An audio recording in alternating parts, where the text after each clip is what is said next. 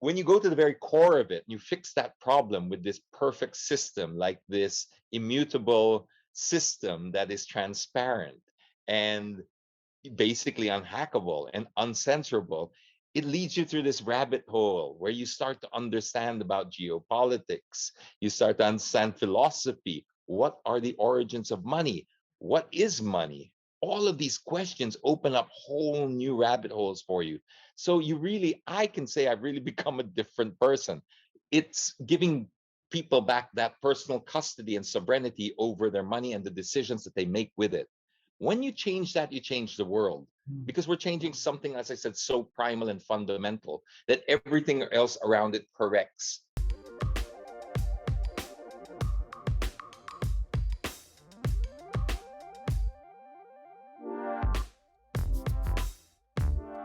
Hi guys, so we are in for a very, very special treat today. We have, in my opinion, one of the greatest titos of all time. Broadcaster, blogger, car enthusiast, and now an investor. We have James Deakin joining us in the show. James, how are you? Hi, Marvin. It's great to be here. I mean, like, I'm finally looking at you talking, having a conversation with one of my financial idols, and it doesn't feel real. Wow, that's nice of you to say, no. And I'm so curious about this journey of yours in the world of investing, because people know you as a car guy, someone who stands up also for the rights of other people, but not a lot of people talk about your investing side. How did this start? Well, there's a good reason that they didn't talk about my investing side, because that didn't exist up until about May of this year. So I Oh. was like the furthest person to make an investment. And that's why when I tell you, you know, talking to you today feels surreal, is because when we had one of our podcasts before, and you were the guest, I was the host, Ah. and I remember you were like, so many, I mean, like, I couldn't even comprehend what you were doing, because you were in this stratosphere, this different stratosphere, the financial world. And I remember thinking how complicated it must be and all that. And then shortly after that, I stumbled into my journey into investment. So it was quite sudden for me. I had no background. In fact, I was completely, totally intimidated by the whole space. My mind doesn't really work with numbers as well. It's kind of geared up towards a creative side, and I think we all have our strengths and weaknesses, and that's not exactly how I was programmed from the start. So I think it offered a new opportunity, crypto, because it's non-traditional, for, I guess, from what I'm learning about it. It's a bit of a non-traditional way, and it's tokenized, so it really offers people this very, it's almost like going on to like a Shopee and Lazada experience already. After you get used to the first, it's so easy to buy and sell and trade, and it's got some game theory behind it a little bit. It feels like you're so yeah, that's pretty much where it started, about May, during the first major dip of crypto. That's why they don't invest at all, because they would say that I'm not an accountant, I don't know anything about the economy, numbers intimidate me. But I think this is a good template also to show people that you could be a master at a certain area but still invest. Now, you mentioned about Bitcoin tokenization, cryptocurrencies, and I'm so curious about what led you into it, because a lot of people perceive it as a scam. A lot of people perceive it as something that may go to zero someday, and or it's just people who are so, like what you said, that taken the orange pill and are high into this Bitcoin fever. Our who? A combination of both, right? So um my son first started talking about like crypto because he bought a coin called Safe Moon way when it was just launched, Mm. and his $300 investment within a short time frame, and I'm talking a month or two, was $10,000. So if that's not enough to get your attention as a parent, not much more will. So when he told me that, and then he told his younger brother that as well, and then even his sister. So he got all the kids into it. My youngest invested $30, and then he went up to almost 6,000 at one stage, or $4,000. Then my daughter also invested like $15, and so it got my attention. And I was like, "What is this scam you're talking about? Stay away from that Ponzi scheme. This is gonna end up in tears." I sounded like one of those boomers, and my son was thankfully a little bit patient with me, and he said, I think you should invest in understanding what this technology does, because I think you'd be very interested in it if you approached it from what problem this was trying to solve, because that's how my brain works. Not money, not finance and stuff. Money comes as a result of in my line of work, Oh. because there really is no money in road safety advocacy, Marvin. You're never going to get rich trying to, share road safety tips with people. But it's how my brain works. It's solving a problem or trying to. So my son approached me from that, and I was very grateful because he showed me how Cardano works, how F works, what is a blockchain, why is it important, and this gets you down the rabbit hole. So as I started, okay, all right, so this is what a blockchain does, and this is why it's important. This is why it's the future. And then from there, you get into your next step or at least I can speak for myself. The next step of the journey was, okay, well, how do I translate this newfound excitement and knowledge into actually buying a coin? Where do I go and buy a coin? Do you have a friend that I can meet up with in a park? And no, he said, it's not like that. You don't buy physical coins. I'm like, well, what do you buy then? What are you buying? Thin air? This is a scam, I guess. So just relax. And then he set me up with a Binance account, right? So he set up a Binance account, and that was extremely intimidating. It was just like, what is this? There's so many numbers and so many reds and greens, and I was just intimidated by it. And then Binance wouldn't accept my credit card, so I didn't want to. I was like, I told you it's a scam. You see, they won't accept it. And then he goes, all right, fine, just relax. You can imagine his journey, right? Trying to teach this boomer parent about this new technology. So he said, let's open you an eToro account first. And that way we get you started with, I think, more traditional stocks, and maybe you can understand it. And it accepted my credit card. So that was the convenience aspect for me, even though now in hindsight, I look at it and go, ooh, with those percentage rates that they charge and convenience fees, not really the best idea to, invest in stocks using your credit card. But this is what I call tuition fee for me. So I invested in eToro, and I put a little bit down, I think $500 or something on the credit card. And then, I, like every new investor, sat in front of the computer going, oh, it moved now. I called, hey, it moved. It's like 3 cents down. What do we do? What you do is you stop calling me. It's what you do. So I went through that painful process of, not, every dip, every pump. And we're talking only 0.5% in the stock market now. It's not that big. Then my manager, who already had started doing a little crypto because her boyfriend is very much into it. So he's way ahead of us. And she was like, well, Kuya, why don't you like buy Bitcoin and stuff? I said, I tried, but I don't know how. And I've got this Binance account and I don't know how to work it. And I honestly think it's just one big elaborate plan or something like that. So she goes, let me set it up. And she showed me my first P2P trade. So she's the enabler, actually. She's the one, if ever this all goes down, look for her, block her up, because she's the one who got me into this mess. My son told me the fundamentals. She was the one who turned the key, opened the Binance account, showed me how to use the Binance account buying through P2P. There is nothing more terrifying than your first P2P transaction on Binance. You're like, wait, I'm going to give this stranger money. I don't know who he is. I don't know what he does, because he's going to give me magic beans or magic coins. I mean, this is like, do I plant it? Does it grow a beanstalk? Do I get to the top? What happens here? So then she was like, okay, just try it. And then once you make your first investment in crypto, it's a turning point, I think, for most people. And I don't know how much you relate to this, Marvin, because you already came in with so much experience in the financial world. But I can speak for most people that I know who are new to this space. It's like when they say the orange pill, because you are looking at such a central point of human energy is stored in your money, right? That's really what our money is. It's our stored value. When you go to the very core of it, you fix that problem with this perfect system, like this immutable system that is transparent and basically unhackable and uncensorable. It leads you through this rabbit hole where you start to understand about geopolitics. You start to understand philosophy. What are the origins of money? What is money? All of these questions open up whole new rabbit holes for you. So I can say I've really become a different person. I don't know if it's a better person. You'd have to ask the people around me. They probably would disagree. They probably say I sound like a financial vegan, you know, somebody always trying to convert somebody else. But it's a fascinating journey, Marvin. It really is. I mean, I'm not hinged so much in the price. I'm not like, although I do check it I wouldn't say every day. I'd say probably 20 times a day. But I'm not hinged on it. I'm not like, oh my God, sell. You know, I'm way past that point. I'm in it for the movement. I'm in it for what this will do for disruption to the financial markets. I'm in it for how this will empower unbanked communities around the world. These are the deeper reasons that I'm into it. And this is how I talk to people who want to get started, is learn what problem you're trying to solve first, especially if you don't have a financial brain.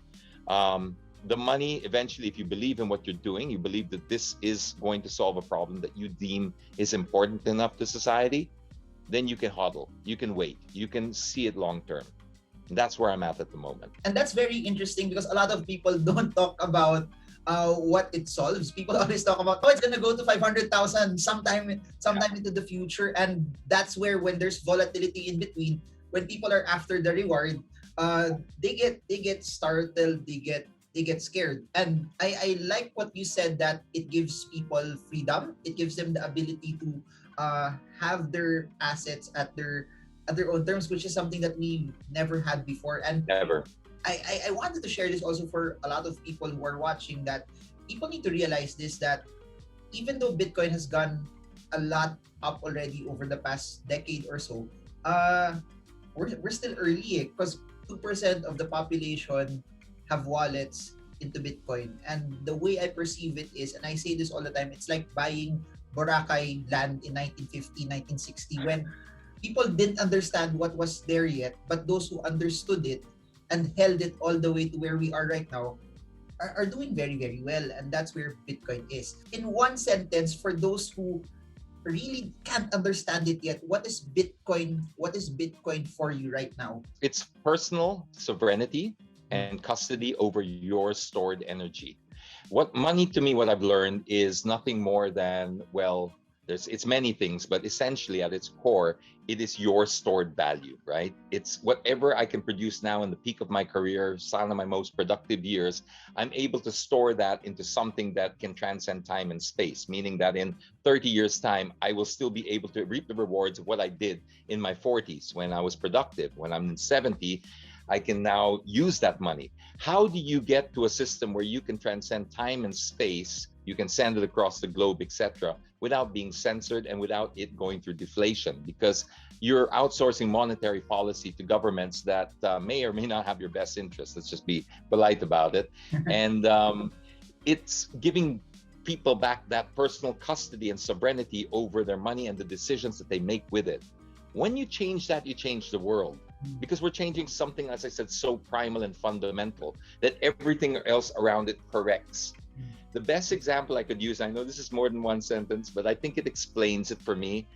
I once was trying to find my own analogy, something that I came up with that I could relate to and exchange with others and to repeat to others. And I liken Bitcoin to, let's say, it's the financial version of the timepiece, the clock. Imagine before the clocks were invented and you had to rely on asking your governments what time it was.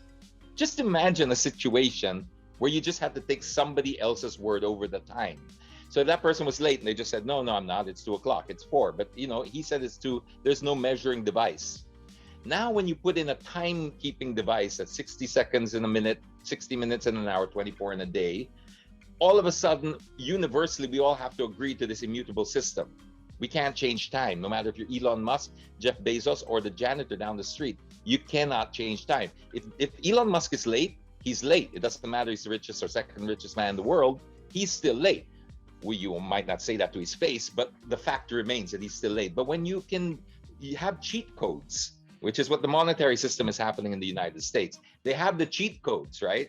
You're playing a video game against somebody who has unlimited lives and can just get all the weapons that they want because they're printing their own money anyway, and they're just adding and adding more credits to their system. But you have to play by a certain set of rules. Life is not fair like that. When you look at the entire cryptocurrency range, it's the slowest, it's the most expensive in terms of transactions, but sending money from France to the Philippines using Bitcoin is still cheaper than going to a branch in a mall and then sending that and waiting for a couple of days. That speed alone, in my opinion, is already revolutionary, already disrupts so many things altogether. Absolutely. And remember, Marvin, I think what a lot of newbies, if they're watching the show, should know is that we're talking about layer one only. So Bitcoin is layer one. So that's the oil, right? Or you can, some people call it digital property or digital oil, depends on how your brain works. So if you use, let's say, digital oil, it's, you don't go and spend your oil, in the Starbucks and stuff like that, or your gold. If you had gold bars, you don't go to Starbucks and say, "Makaning frappuccino?" Sige. Ito. And then, no, you don't. That's your store of value. So it doesn't need to have that transactional layer on top or within it for it to become a value to us. It's our store of value. And then there are layers on top of Bitcoin like XRP and Lightning Network and all these other payment settling protocols that will come on top. And this is where the opportunity comes in for all this DeFi, decentralized finance. And this is where the FOMO will kick in. This is where that layer will provide the Wi-Fi moment that they, when before we were on Wi-Fi, we'd have to come home, wait till we're plugged into a computer, switch it on, have our big monitors, whatever. But the world changed when we were able to have in the palm of our hand, a smartphone. The world changed completely. I think more significant than maybe even the aeroplane had to humanity was the smartphone. Same with the Wi-Fi, because now you are connected anywhere. Well, that Wi-Fi moment is coming for Bitcoin. It is going to be when all the fintechs come in and make all of this seamless to the consumer, because right now it's still a little bit of a minefield. It's still a little difficult to navigate, as you said. You can send money to the wrong wallet. You can I've waited like 1 day for a Bitcoin transaction, and I tell you lose £7. I think I lost £7, and there was just something wrong with the exchange. It just was slow, but they did send me a message immediately saying, "Don't worry, your money's safe, but the transaction will take." So Marvin, I think 24 hours. It's like I recommend it for weight loss. But these are the things that are going to reward us, because the reward risk ratio is completely, we're only 2%, like you said. As the mainstream comes in and they start solving these problems, it will be great, but it will also reduce your reward. That's it. I mean, you can't have both, right? So the people who are early now are willing to go through a little bit of this clumsy stage. We're the ones who are going to, in 5-10 years time, going to be sitting pretty, like you said. You use Boracay as an example. A lot of people use Forbes Park and Dasma in the 60s and 70s as an example. And this is how our parents, well, not my parents, but a lot of parents created generational wealth, is by investing in Corinthian and Ayala Alabang and Dasma and Forbes and all that when it was still affordable. And now it's just anything but. I mean, people are selling their homes for $500 million in Dasmariñas Village, and it's just mind-boggling. I mean, $500 million pesos for a family home. Yeah, they're big ones, but that's the kind of advantage I think people have if they come in now. 10 years down the track, I'm pretty sure it's going to be that kind of story. You mentioned about oil, you mentioned about DeFi. Aside from Bitcoin, what's your strategy allocating into other altcoins? At the moment, I'm about almost 60%. I'm about 60% Bitcoin. And then I started with ETH, and then Cardano. And then from there, I started a BNB because I used the Binance chain. So I thought, this Binance chain is so big, you're always going to need these tokens. So I stayed with the top. I don't really touch anything out of the top 10. I don't not just have the risk appetite for it. It's not so much that. I don't want to be on top of so many things. I want to understand what I'm investing in. I don't want everyone to say, "Oh, have you heard about this coin?" and people buy it. Like you said earlier in the program, they don't know what the coin does. They're just like, it's just all, "Uy, bili ka ng ano," and then you just buy because your friends are buying it.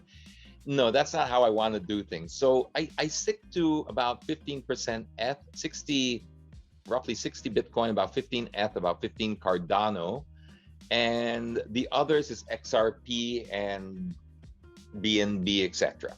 I don't have a huge range of coins in the portfolio, and the methodology or the thought behind that is It's kind of diversifying a little bit, even though people say when you diversify also outside of crypto. But within the crypto space, I see there are two completely different things for me. Bitcoin is decentralized, and it's the mammoth, the woolly mammoth of the thing. It's slow, yes, like you said, it's slow, but it doesn't need to be fast. It's digital oil or digital property. So let that be your store of value. But then the F and stuff like that, those are technologies that you can think of going, where is this going to take us? Why do we need it? Because if I'm going to be in Cardano and I'm buying Solana, why do I need F? F is the oldest, it's the slowest, right? So just go along with the better one. Like, why would we need 10 browsers? Just Google na lang, no? I mean, you don't need it. Or it's Apple, Samsung, and then the rest are just also ran. But it's not like that in blockchain, the way I see it. I see blockchain, especially at this early stage, I think it was Charles Hoskinson or somebody else who said, think of them like roads. It's like, why have C5 if may EDSA ka na? But may Skyway pa rin. Because these are roads, right? These are roads, like the blockchains are roads that people are going to build on top of. One's not going to cut it. It's just not going to cut it. So you're going to need Solana, F, Cardano, all of the new ones as well. And then what we're hoping for is the bridge. They're going to develop the bridge technology, which you're already talking about, already doing in some ways, where it's going to be seamless. So from a user point of view, you won't care whether it's Cardano, F, once you're using the products, because they will just sort that out. Like in the same way that when you go on Wi-Fi, you don't care what router, what brand, what service, basta I turn on, it works, I'm connected, I'm good. Nobody cares what happens behind the scenes on a technical stand, but each and every one of them are a pipeline or a layer that has to produce something, and that's what I'm investing in. That makes sense because I've seen a lot of people fight about this, which is it, Polkadot, Solana, Cardano, Ethereum. Will Cardano be the real Ethereum killer at the end of it all? But at the end of the day, at 2% of the population, I think there's still a large enough room for all of this to operate. But just to qualify this, there's 11,000 cryptos. I don't think 10 years from now, whatever that's here currently will still be the coins that will be relevant 10 years into the future. I really believe that it will still be the upper 2%, upper 3% that we're talking about. That's why it's so important for people to not just go for the ones that are very, very small, because people get lured into buying the very small coins thinking that this will go up massively and they'll have a Lambo after. But go for the ones also that have value. It's already adopted, mass adoption, and it's solved the unbanked problem, and it's empowered people who would never have been productive members of society into productive members simply because now they have access into a system that's decentralized and non-censorable. The win is compounded, because that alone should be enough to just make you, wow, feel great. And then you got money on top of it. That's what I'm aiming for.